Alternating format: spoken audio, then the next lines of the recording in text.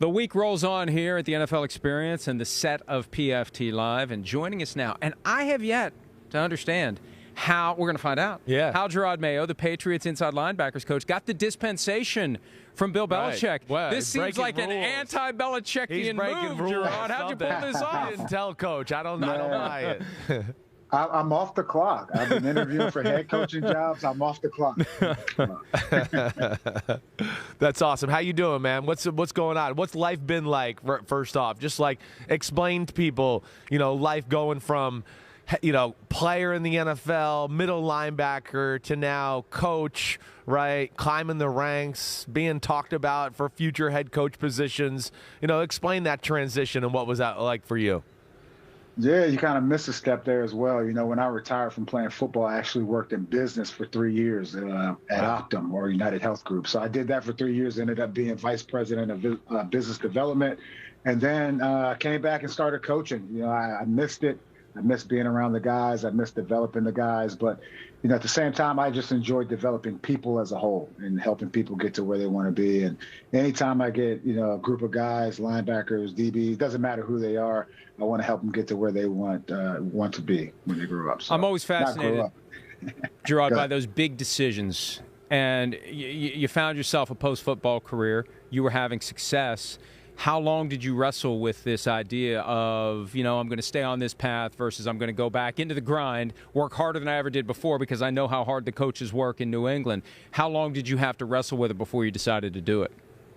I wrestled a long time with it. And honestly, my wife, Bill called my wife first and asked her if she would let me coach, which I thought was funny. And I was on the road so much, working in corporate America, that it was actually easier as far as my travel schedule was concerned to come back here to New England. But I missed the locker room, missed being around the guys, and honestly, wouldn't do it any other way. I thought really my time there working as a low-level coach would have scared him off it for sure. I mean, he used to call me Crab. Him and Vince Wilfork used to call me Crab, and I was like, what are they calling me Crab for? I don't get it. What is it? And I finally put it together. They were calling me Crab because I was like a bottom feeder. I was on the bottom of the ocean cleaning up the crap there. So it didn't scare you. I guess you're loving what you're doing. No doubt. One thing, Jarod, that I'm fascinated by, maybe you could explain this to people out there. What is it about? It seems like linebackers are more apt to get into coaching and want to be head coaches. Is there something there that you look at about that position that maybe translates to the game in a different way? Yeah, well, linebackers are the quarterbacks of the defense. Yeah. We have to know what's going on up front. We have to know what's going on behind us. And the same thing on the other side. A lot of these quarterback coaches or offensive guys are former quarterbacks. Right. You look at Kevin O'Connell, who just went to Minnesota or was going to Minnesota after they played in the Super Bowl. But, these guys, the linebacker position is the quarterback of the defense, and you have to conceptually know the entire defense. You have to know how offenses are trying to attack you. So, and they're usually your smartest players. So if you kind of split it right down the middle, it's your safeties and your linebackers are hopefully your smartest players on the field. Right. You played with Tom Brady in New England, and he's made a little news the past week or so. He had us on retirement watch for a week or two, and now less than a week after that, we're on Tom Brady unretirement watch. Do you have a gut feeling as to whether or not he's truly done? Because he's already talking like a guy who's going to come back. Honestly, he's not coming back. Look, Tom is the ultimate competitor. I kind of look at it just the same way I looked at Kobe when he was finished. When Kobe finished playing basketball, he went into a bunch of different ventures, and Tom has already started pivoting into different ventures off the field, whether it's the crypto thing he was doing. I'm sure, he has the production company, he has TB12, he has the clothing line. He has a bunch of different things that, quite honestly, there's nothing else for him to accomplish here in football. What else is there for him to do? At this point, it's all about, all right, what is the next challenge? And that's just the kind of guy that Tom is. Jarod, I'm fascinated in the fact of player, okay, you New England way, middle linebacker, Belichick, everybody coaching you. Now, tell me what the difference is with Belichick. Now you're working for him in a different way. Tell me anything new you've learned about him from the coach's perspective as compared to when you were playing middle linebacker for him. Yeah, that he has a light side. He has a lighter side with the coaches. but Gotcha. in all honesty, though, I would say, working for Bill has been great. He's a leader of men. He actually breaks down the game. He's the ultimate teacher.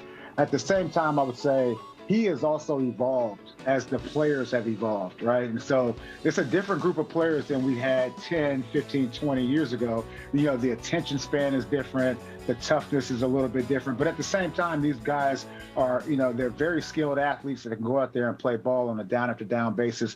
And he's evolved as a coach, which I think is spectacular. You had interviews this year with the Broncos and the Raiders for their vacant head coaching positions, vacant at the time, obviously.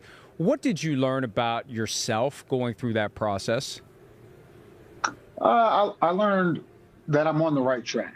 And that was one of the reasons, I should say that was the reason that I even took those interviews.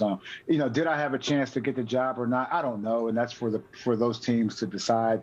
But at the same time, I always take advantage of opportunities to grow. And those opportunities to sit in front of, the top of the top, the GMs, the owners of teams, those are opportunities that I don't want to turn down. And as far as like what I learned about myself, I learned that I could work in those circles. I could talk to a bunch of different people, and I think that comes from my background. And when we talk about diversity, I'm sure we're going to talk about it a little bit. But when we talk about diversity, it's not only diversity as far as skin color. There's also diversity of thought. There's also generational diversity. And I think all of those pieces are important when you're trying to lead a group of men and women to go after that common goal, which is a Super Bowl victory. Yeah, well, that's why you're going to be a head coach one day. I know it. You've got everything, all the things that make a good head coach. I really believe that, and just the way, man, you really do. The way you acted as a player, I witnessed it. The way you act now, I mean, it's awesome. It really is. I think it's on the horizons for sure. Here's another one I got for you because we're same generation. We played against each other in some preseason football games. God, I hope I hit you hard. I just had got back. I had just got one of my first games back after I lost my spleen. We played the New England Patriots. I think it was 07 maybe, and it was one of Mayos' first games, and they were working him in. They were trying to make him the starter right away. He played like the whole damn game, I felt like. But wait, you know what's crazy? And I don't know, maybe I'm crazy. But is it not like I am? Is it not amazing? Are you not amazed as compared to the quarterbacks now, as compared to when we were in the league or the quarterbacks 15 years ago, where it just was so much more traditional? And now you're dealing with Josh Allen twice a year and Mahomes and Lamar Jackson. I mean, are you as amazed by the skill set of the quarterbacks as I am at times? I am, but I'm also amazed how the rules kind of help these offensive players and how they've changed over the years as well. Yeah. And I always tell the guys defensively, quarterbacks are the hardest people to tackle on the field, right? As soon as they take off, they have the ability to slide. They have the ability to run out of bounds, and they're always going to get the late hit penalty. They have the ability to run you over, or juke you out, like you talked about. Pat Mahomes and Allen and Lamar Jackson, all these athletic quarterbacks. So it's tough to really get these guys on the ground. And sometimes, as a coach, and I hate saying this to my players, but sometimes as a coach, you just have to say, there's not much I could tell you to do differently there. Yeah. Jerod, you mentioned the issue of diversity, and you know Brian Flores well from your time together in New England. You were a player when he was on the coaching staff. You were a colleague when he was on the coaching staff. What's been the reaction by you? What's been the buzz among your peers as to the surprising stand for many, for most, for everyone that Brian Flores decided to take against the NFL? Yeah, honestly, I'm still gathering the facts on that whole story. But what I will say is I definitely see the frustration as far as the lack of minority head coaches in the NFL. When you look at a league where over 70% of the players are black, and you only have really at the time one black head coach. I mean, there's something to be said about that. And it's not about do you have people who are qualified to really lead a team. And when I really look at these, when I really look at the funnel, I look at the top of the funnel and the bottom of the funnel. So the bottom of the funnel, I think they've done a great job as far as the minority hiring, having these guys come in. And then here in New England, these guys have actually been offered roles to stay with the team throughout the season and going forward, which I think is great. Now, when you go to the top of the funnel, as far as ownership is concerned, there are no black owners. There are no black owners in the league. It is what it is. Hopefully one day we won't have to say this, but that's what it is. But what I will say, the progress has been made is, especially this year, was just in the GM cycle. right? When you look at Kwesi, you look at Pace, you look at all these guys, and especially the pipeline, the minority or the black GM pipeline or up-and-coming pipeline in the next cycle, like, to me, that will start to trickle down into the head coaching and the coordinator cycle as well. But, the Rooney Rule, great idea, poor implementation, but at the same time, I think there's definitely things to be hopeful for. And at the same time, I can see the frustration. I feel the frustration from my brothers. Now, from my perspective, my personal perspective, remember, I'm only going into my 4th year of coaching.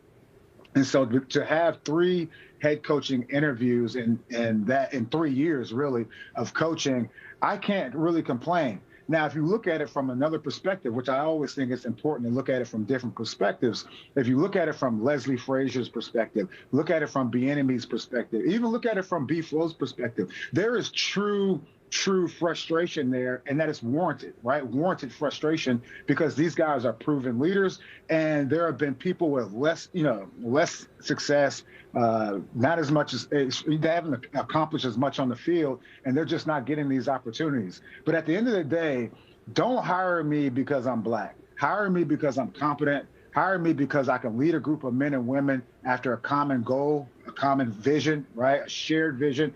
And hopefully that's why hire me, because I'm the best person for the job. Extremely well said. And we hope it gets to that point in the NFL where those are the bases for the decisions that are made. Now, we can't let you go without asking you about Super Bowl commercial with Pete Davidson for Hellman's Mayo. I wonder how Jerod Mayo got a Hellman's Mayo gig. I'm going to have someone explain that. I don't give a damn what his last name is or anything. It's still amazing. He got with Pete Davidson. He's hanging out with the Kardashians now. I mean, damn. Just living a life. Tell us about it.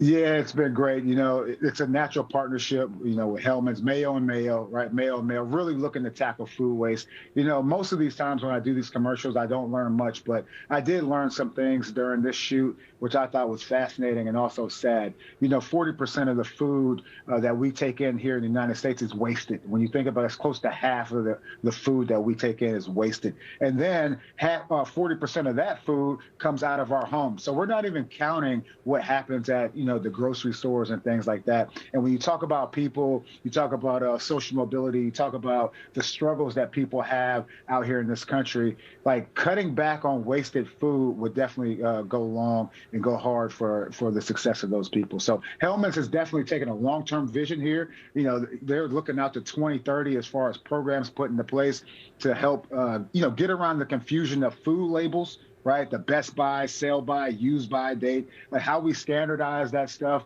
going forward, and then that will lead to less food waste and hopefully a better world. Hey, that's a great point, because my wife and I do that math all the time. Sell by, use by, is it good? Does it pass the smell test? I'm good with the smell test. She's like, just because it doesn't smell bad doesn't mean it's bad. Well, hey, awesome stuff. We look forward to seeing your commercial during the Super Bowl, and we can't wait until the day that you are coaching Seriously. Head coach in a Super Bowl. I think it's going to happen sooner than people realize. I still can't believe there's a New England assistant coach going to be on the Super Bowl commercial. It just doesn't. It's so great.